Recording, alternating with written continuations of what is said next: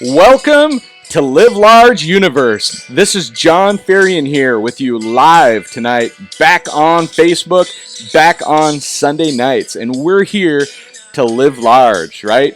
Everybody, you have forgotten or have never been told what Live Large is all about. Let me tell you. It is live life to the fullest. Absolutely live your best life. Live life to the fullest. Make the most of every day. Good days, bad days, make the most of it. And lastly, make a difference to others. What are you doing out there in your community? What are you doing out there for your friends, your family, to make their lives better? So when I tell you to live large, that's what it's all about.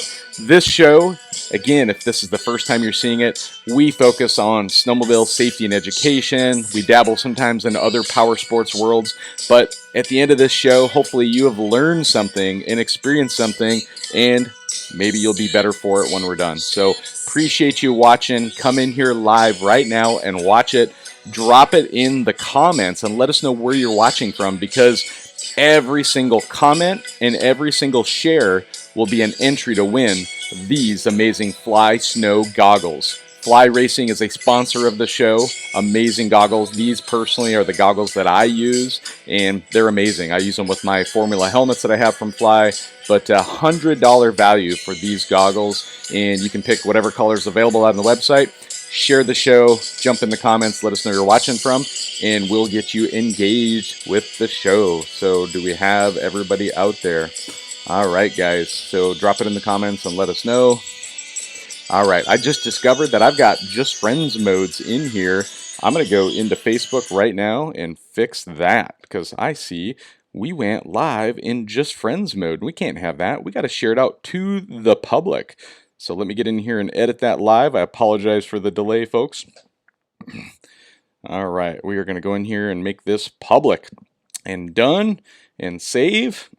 You now should be able to go into the comments, and there they are. I see Skinner Bell is here from Jackson Hole, Wyoming. I see Kyle P. Franklin is here, helping everyone I can. Thank you, John. Grateful for you and your message. So Kyle, appreciate you there. Byron is here. Brian Regal is here.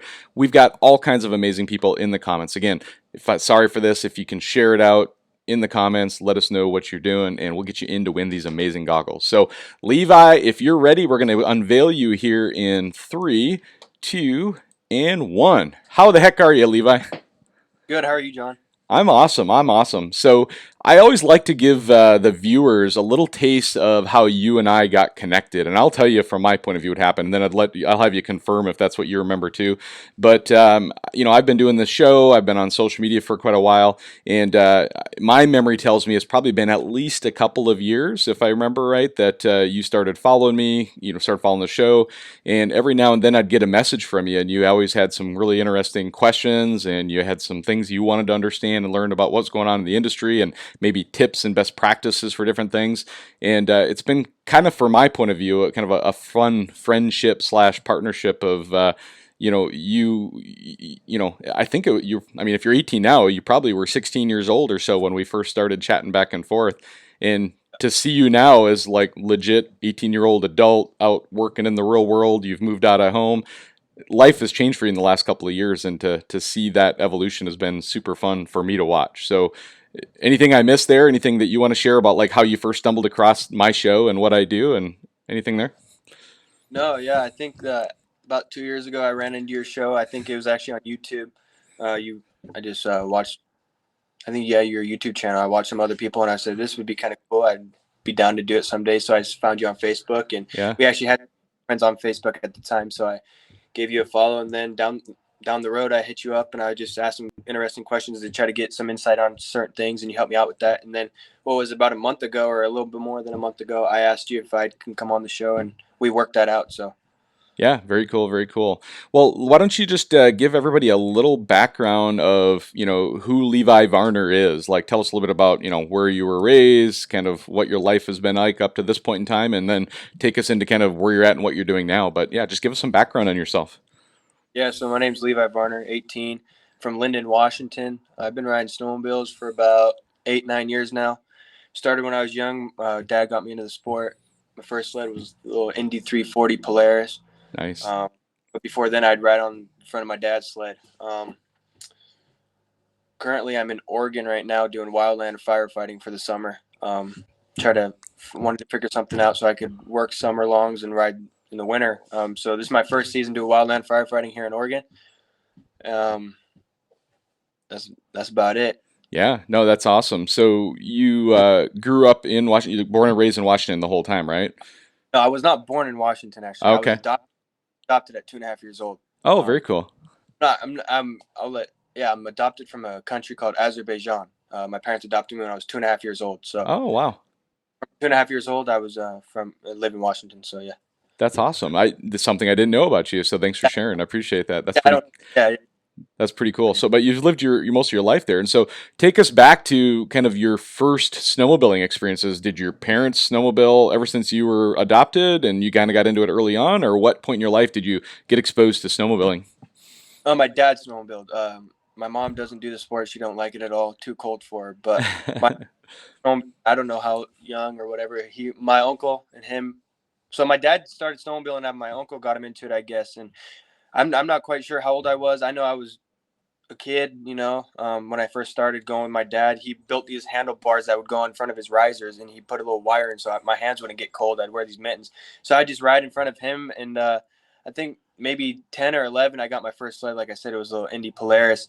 And Yeah, then from that sled didn't work. My dad knew that I needed a bigger sled because I wanted to get more into the sport, and yeah, that sled would go off the trail barely. And then my dad started giving me his sled. So he bought me I think it was a 2004 Arctic Cat, the Snow Pros, the bigger machines. okay, Then from there, I think I had two of those ones, and then I got my uncle's old one until they started getting the newer versions of sleds.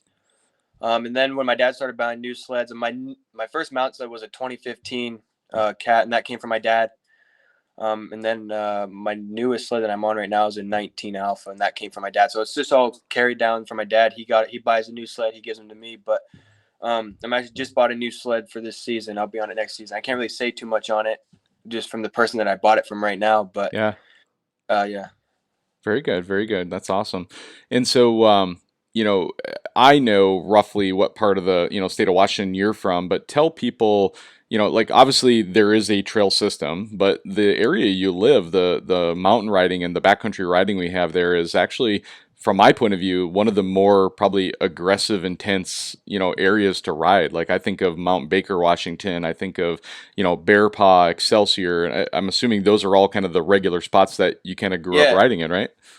Bear Paw and Glacier Creek are my main. Those are the three main places. It's just like about an hour and a half away from home. So that's where I grew up Yeah, riding.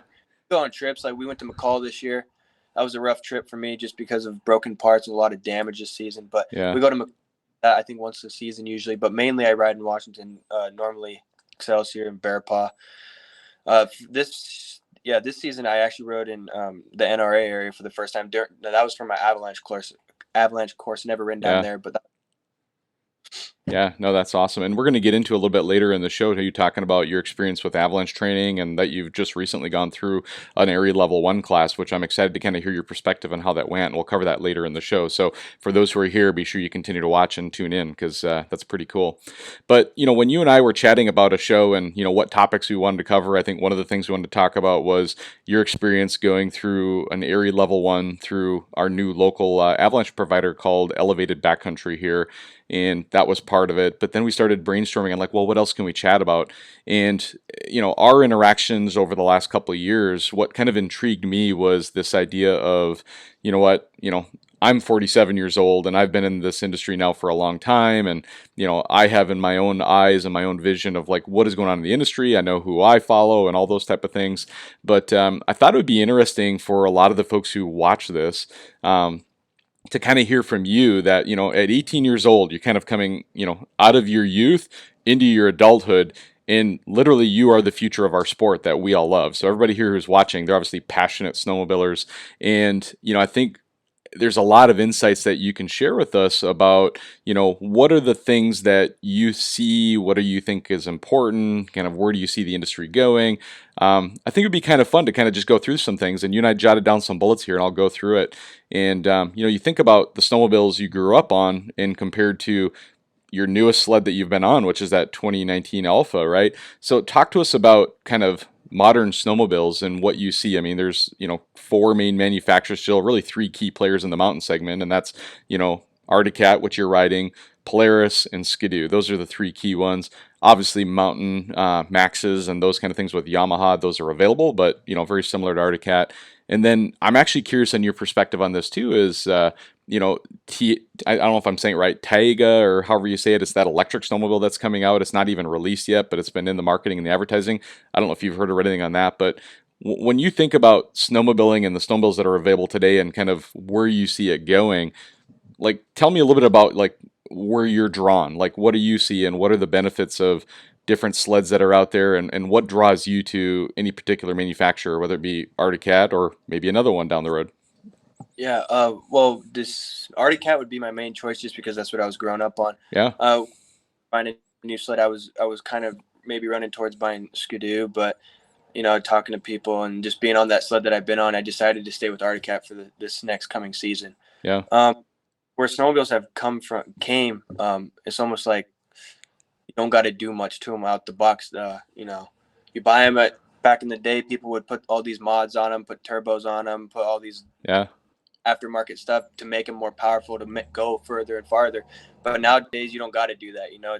They're just becoming more reliable, more powerful, straight from the manufacturer. So that's been cool. Like when I first started riding sleds, like my first one was a 340 Indy at 19. That wasn't a good sled at all. It was just learning.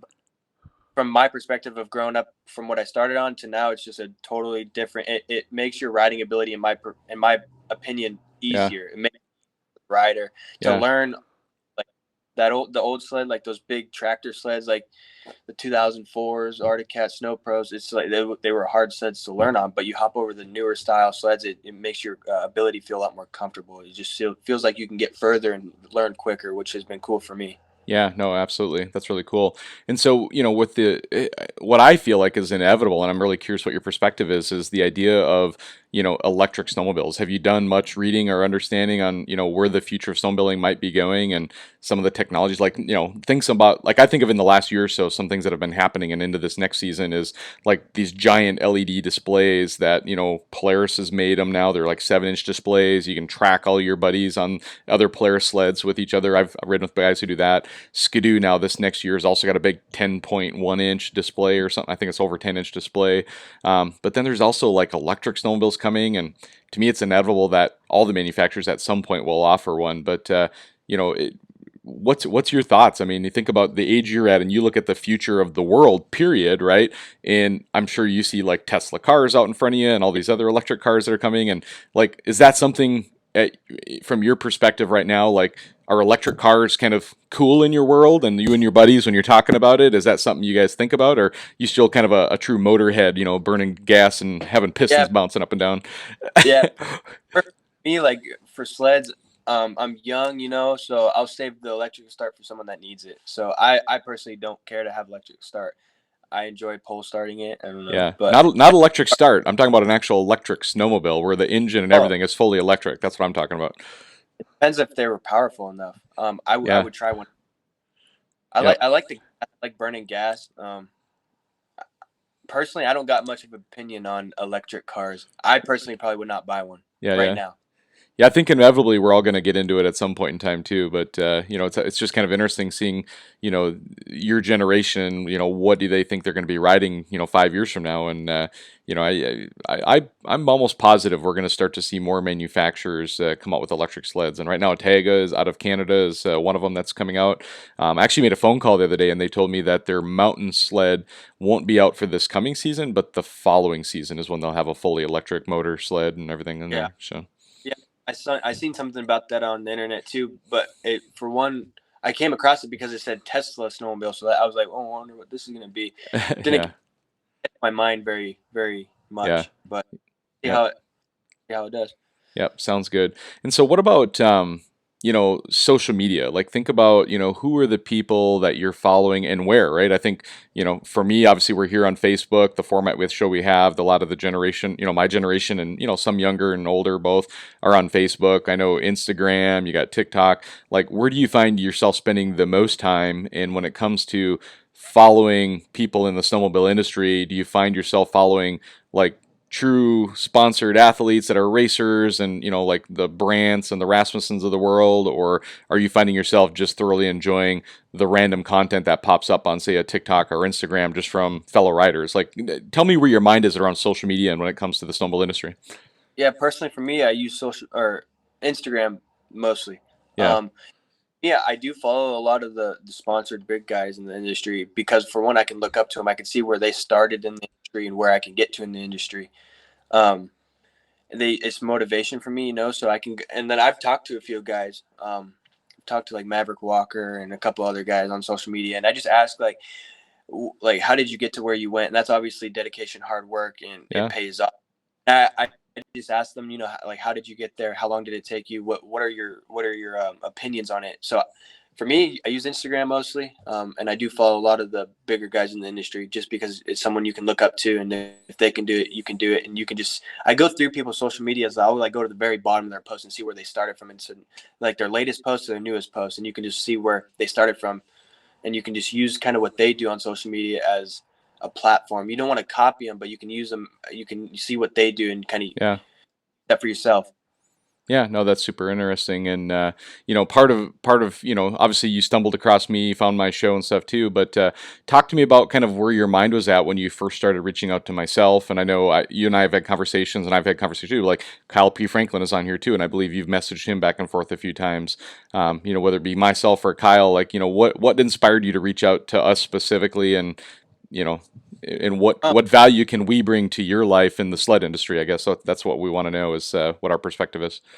yeah, what made me reach out to you is I came across a kid on social Facebook named Connor Hood, Oh and yeah, you've done a show with him, and he's kind of in my age. I may be a year and a half older than him, but he's in my age range, and he told me that he did a show with you, and that really made me want to reach out to you after talking to him. I think maybe I was in contact with you, but I got in contact with him to see what it was yeah. like your show, how you've helped him out, and that really made me want to reach out to you and get in touch with you. So I guess talking to that Connor Hood guy made me reach out to you because he's into the sport, and by the sounds of it, I think he's like an ambassador with GGB Exhaust, if I can remember right, which is pretty cool. So Yeah, I mean that's awesome, and I guess ultimately when you think about what your goals are within the snowmobiling industry, whether it be just social media and being an influencer, so, I guess do you have kind of a vision for yourself of what your long term role would be in the sled industry and kind of what your personal goals are? personal goals would be to land some sponsorships someday down the road in the industry, and Yeah, just build my social media around snowmobiling. Um, I have goals, I have thoughts in mind, but I got to work towards them. So I'm not going to set my goals high. To start small, I would say, and that's just to keep posting. Like I've this season I've done it the most is tag companies that I like, that I support, and that's what I've been doing. And those companies will reach out to me and say, "Hey, thanks for the tag, thanks for the post," which has been probably my biggest benefit this season. But just to land my first small sponsorship, that's how it has to start. yeah, no, that's awesome. That's great. Anything else you want to add to what we've talked about so far? Otherwise, we'll probably start jumping over into the Avalanche education piece of it next. So, anything else you want to cover first?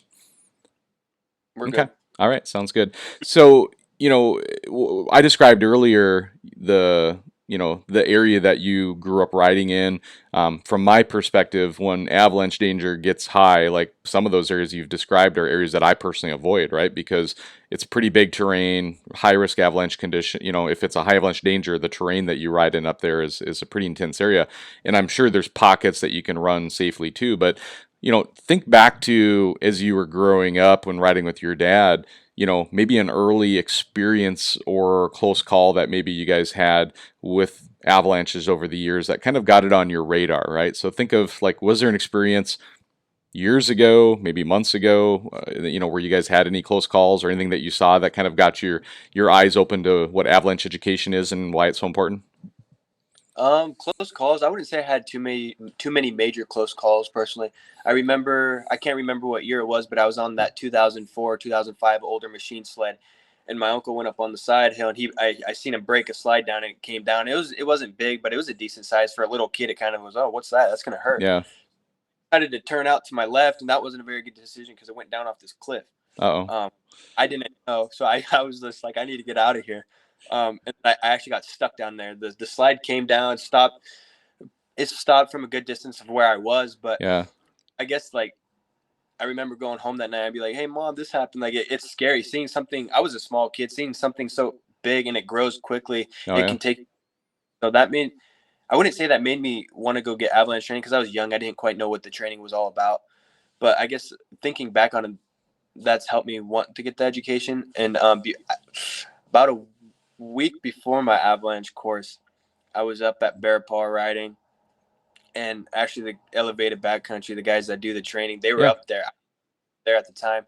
But I went up and pulled this climb, this side hill, and I guess someone was below me, and I actually broke a slide down, right? And I Oh come down, wow.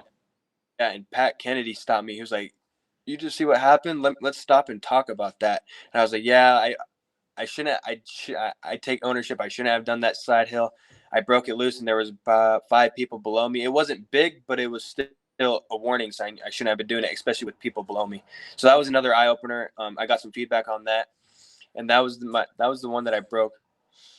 That was my most recent one. And then about a week and a half later, I went and did my avalanche course. Yeah. Was it that moment that Pat Kennedy told you like, "Hey, consider coming to this course over here"? No, actually, I was already signed up for that Oh, course. you were. I'd already been That's course. I signed up for that course. yeah. Nice day out and decent snow, and I just decided to pull a side hill that I probably shouldn't have pulled. Yeah. I've been thinking about the individuals below me more than I was. Yeah, yeah. Okay. And so then a week later you attended the class. And so let's talk about your ARI level 1 class that you went through and what you experienced. And what I want you to do is I want you to tell it through the eyes of somebody who, you know, had ridden most of your life, had had some close calls, but maybe weren't like super thinking like, oh, I got to go get avalanche training, right? But like you finally did it, like there was a transition point. And so describe, the class itself, and then what we'll do is we'll come back to what what do you know now after going through the class, and what have you changed about your strategy going out and riding. We'll get to that at the end, but just talk about the class and what you experienced, right? It's a 3-day class, and so just talk us about through the class and what you experienced. Yeah, the class was it was a 3-day class, 2 days on the field.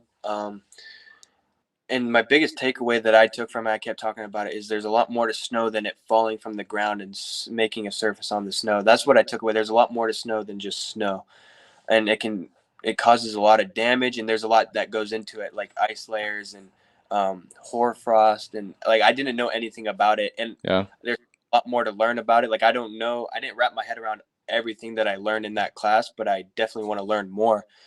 Um, and like we dug a snow pit that second day, and digging a snow pit, like it was just crazy to me that there's so much more to snow. Like we went through the layers and we sawed it out, and like where you could look where the hoarfrost was, or the weak layer, and the new snow, the ice layer, and then the new snowfall, and just learning about that and what can get caused from it. The ice layer with new snow can cause a slide, or depending on what size avalanche. I forget. I don't quite know the terminology for the avalanche sizes. That's I okay. don't remember that, but just so much more to snow. Basically, that's what I learned, and Yeah.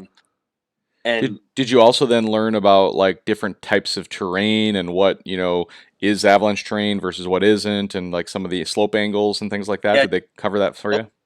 yeah, just the slope angles. And another thing that stuck out to me is you can tell where avalanches occur most of the time because of the size of trees. That was another thing that stuck out to me, is if there's small trees, a bunch of small trees, that's a warning sign that there's avalanches that could slide through there, because the avalanches will take out those trees. That was another, and that's another warning sign, is like, is this a right area to be riding in at this Yeah. time? That's the course, which was pretty cool to learn.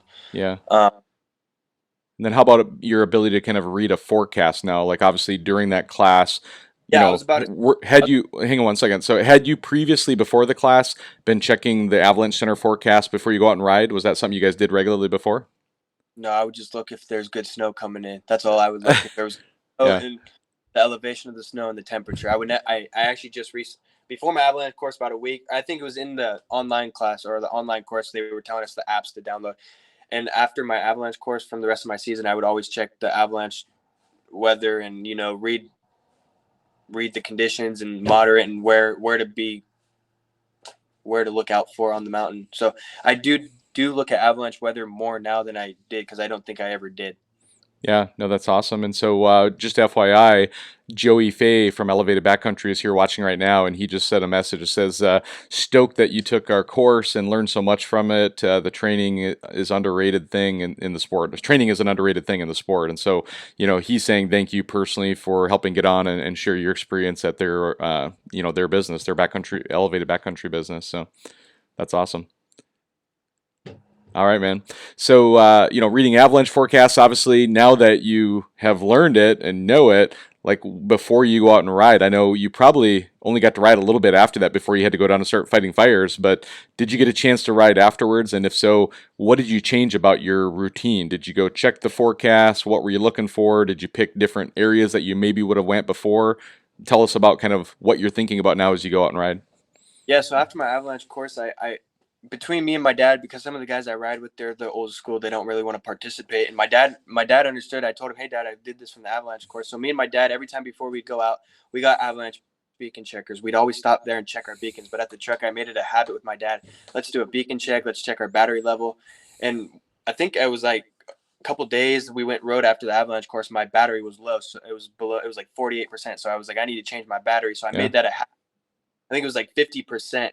They told us like you should change your batteries, or if you don't change them after the next ride. So I changed my batteries, and I made it a habit with my dad to do an avalanche or a beacon check with him, and to make sure that our cords were out. When I usually keep my cord in my backpack until we go to the trail, so I'd make sure my cord was out. And then with my dad, when we're riding, we'd look at like areas we go ride in and look at, is there any evidence of anything happening? If there is, then let's stay away from it. So just communicating with my dad was pretty supportive of it. So I would just communicate with my dad, hey, this might not be the best area to ride in today, so let's go check somewhere else out. So with the course, I did learn things, and it was a struggle for me because I wanted to like talk, I wanted to, with the group of guys that I ride with, I wanted to do it as a group, but they didn't want to participate because I don't think they understood. But Yeah. my dad was supportive of it. So at least doing it with one person, and Yeah. dad, it's just me and my dad. So like as long as I got his back, he's got my back. That's good. So Yeah, no, that's awesome. And, I think what you're going to find is you will start to become more selective about the people you're riding with once you've gone through the training, right? And if you start learning that the group of people that historically you've been riding with, frankly, aren't interested in taking avalanche training, and you now understand the importance of it, I think you're going to find is that you'll continue to put pressure on them, inspire them to do it. And at the point that they say, yeah, I'm not interested, you go do you, guess what? You're going to probably find some new riding partners, right? Because why would you ride with somebody who doesn't care enough about you to get the training to help rescue you if something happens, right? yeah, it's perfect you say that, because some of the guys I ride with don't even wear an avalanche backpack. Some of them don't even have a shovel. And if we're in an area that I'm riding and I'm with you and I get caught in an avalanche, what are you going to use? Your hands? That's not going to do Exactly. so. Exactly. Preach, So brother, preach. yeah, I've learned it all in that course. I didn't, for heck's sake, I didn't know how to use a beacon before the course, and I was Yeah. still riding avalanche terrain. Yeah. So glad I took the course, and I want to do I want to do another level 2. I think it is maybe probably next season or a season. I do want to get more avalanche educated. Yeah, no, absolutely, and I'm proud of you for taking it, man. So props to you for making that happen, and continuing to be persistent with reaching out to myself and other people in the industry. You're definitely making an impact because, like, I'm watching in the chat box over here. There's multiple people that I know that I engage with that recognize your name. You've engaged with them on their social media posts and vice versa, and I think you're gaining a lot of support in the industry as you continue to do the right things. So keep up the great work. So. Thank you. Awesome, awesome. Well, I think that covers most of everything we were going to chat about tonight. I'll give you kind of a quick check-in. Is there anything else that you wanted to cover tonight that we haven't covered, or is there any thank yous that you want to throw out to anybody, while we're on before we wrap it up? Yeah, I would say thank you to you for having me on and showing me some support down the road and communicating with me and answering my questions. Also, I just want to say thank you to Elevated Backcountry for supporting and hosting an avalanche course, and the new company bringing it on in the state of Washington. That's cool. And I personally let people know that about Elevated Backcountry and to hit them up. And also thank you to Kyle Franklin for answering questions and talking to me on the phone at times too. That's awesome. He's here watching live right now, so he's cheering you on as well. So Awesome. Well, Levi, I appreciate you coming on the show tonight. And I tell everybody as we wrap this up is God bless everybody and live large. I appreciate you guys being here for the show. Thanks. Have a great night. Thank you.